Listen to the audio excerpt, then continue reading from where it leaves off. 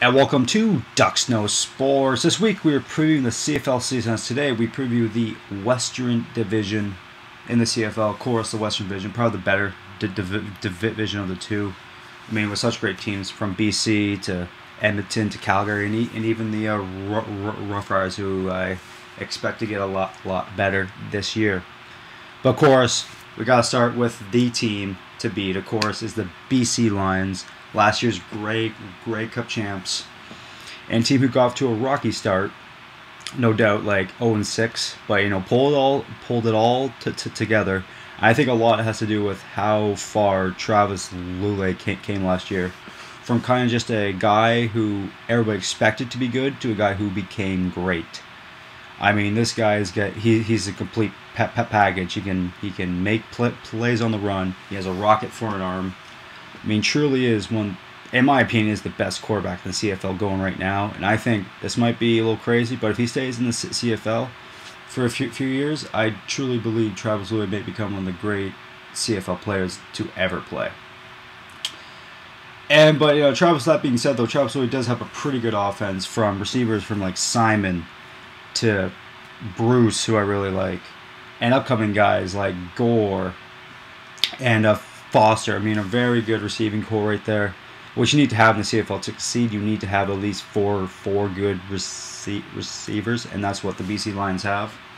And a good running game. Andrew Harris is a very good running back. I really like Andrew Harris. But there's some issues for this BC Lions team. It's not all sunny days at BC right now. Their coach, Wally Bono, retired. Replaced by the offensive coordinator. Can he get the respect of the players? Only time will tell. Other issues on the defense. Simeon, their great linebacker, just a tap machine, is now in the NFL with Minnesota. So they got some players to step up there.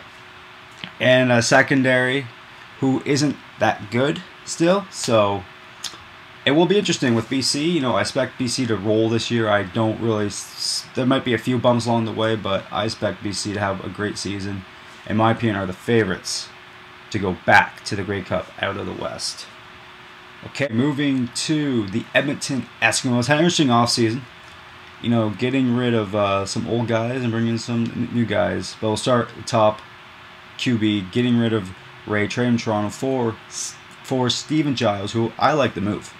Might be the only one on planet Earth that like the move, but I really like that move. Steven Giles to me is a very good quarterback. Going to last year, his only flaw really was that he couldn't come back in the fourth quarter, but he showed with the Argonauts last year that he could come back in the fourth quarter and won a lot of games for the Argos late. And I truly believe this guy, he can make moves on the run. He has a better arm than people think, and he might be a top 3 quarterback in the CFL right now. People think, I've always been a big fan of Giles ever since his days with the Bombers. And I truly believe this was the right move for the Eskimos moving forward. Getting rid of Ray, who's a little older, get Giles, who's yes, maybe 3 years younger, but for a guy who has less wear and tear, and a guy who I truly believe can become a top 3 quarterback in the CFL today. Of course, I know they cut Barnes, goes to Toronto. One of their best receivers. They lose Peach, a very good defensive end, goes to the Cats. And those are huge moves right there, because that's a very good pass rusher in Peach, who's gone.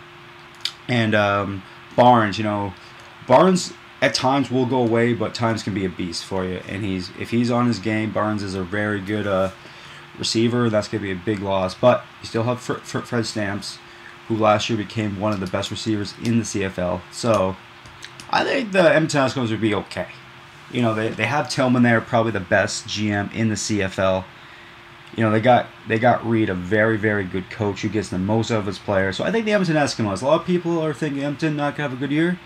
I disagree. I think the Eskimos are still going to keep this rolling and maybe, just maybe, have enough parts to beat the Lions this year and go to the Grey Cup.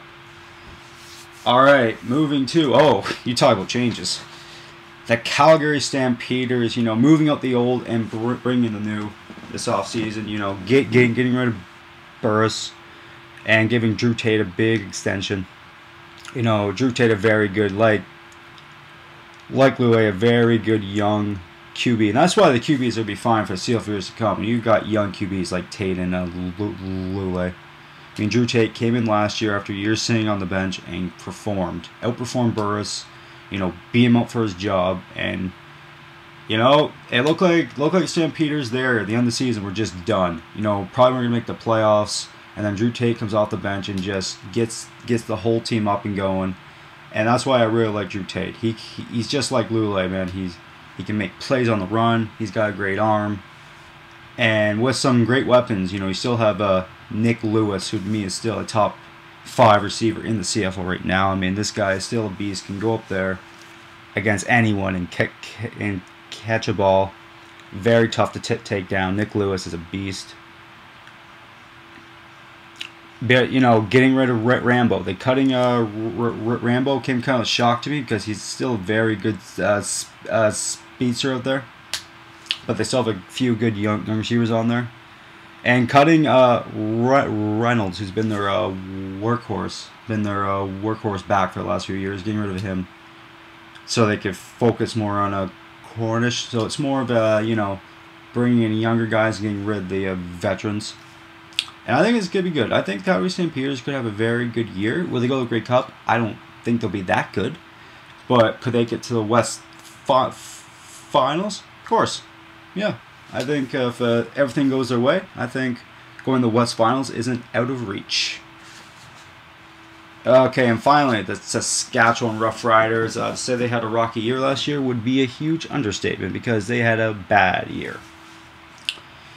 But, you know, making changes, you know, bringing in a coach, Chamberlain from the Cats, who I think could be a very, very good coach. He's so young, so there's a chance that he could be a great coach. And signing guys in the offseason, you know, really solidifying the offensive line, which is very key in excess of a football team. Bringing in Labatt and a Card, you know, 2 very good offensive linemen. You know, really bring another dimension, really open up those holes for their running back, who isn't Wes Cates because he's, of course, being cut. But that being said, though, the Rough Riders will still have a pretty good offense. I mean, you still have Durant, who's still a pretty good quarterback. You know, you still got Getzlap, who I'm a big fan of Getzlap, but I think it's time for Getzlap to finally step up and be the guy. I mean, no, like, Fantuzzi's there anymore. So they need another guy to step up, and I think Getzlap could be the guy to step up and be that horse and that great wide receiver for the Saskatchewan Rough Riders.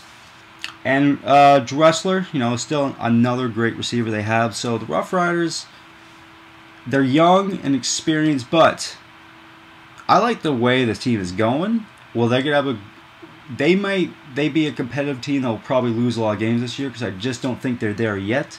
But I think the Rough Riders are heading into the right direction. But we'll lose again, have a bad year, and probably come last in the West. Alright, so right now I'm just going to recap my thoughts and tell you where everybody is going to finish in the West. 4th place, you know, I hate to say it, but I think the Rough Riders come fourth again. They're going in the right direction, but I still think it's going to be a tough year. 3rd place, Edmonton. You know, I still like Giles, but that being said, though, there is a lot. This team needs to do a lot of work, so I think 3rd place is where they stand. Number 2, I like the Stampeders. Big Drew Tate fan. I think they're going in the right direction. Of course, number 1, BC. I mean, BC, they're the team to beat until someone shows they can even be on the same level as BC, not in the West, but in the whole league. Nobody's going to beat the BC Lions, which leads me now to my Grey Cup pick. I like coming out of the East. Of course, my last video, I said the Tiger Cats, but Tiger Cats are going to lose to your back-to-back Grey Cup champions, BC Lions, as I believe a dynasty is upon us, and I believe the BC Lions go back-to-back and win another Grey Cup at Grey Cup 100, which is going to be a party. But that's my CFL previews. You know, should be good. I will be giving weekly previews of each game, starting, of course, this week, week 1. Can't wait. Should be great stuff. And yeah, CFL season upon us. Get ready, people. it's going to be a rocky, rocky year. All right, till next time, I'm Dutch saying I'm Dux, and I know sports. Kind of.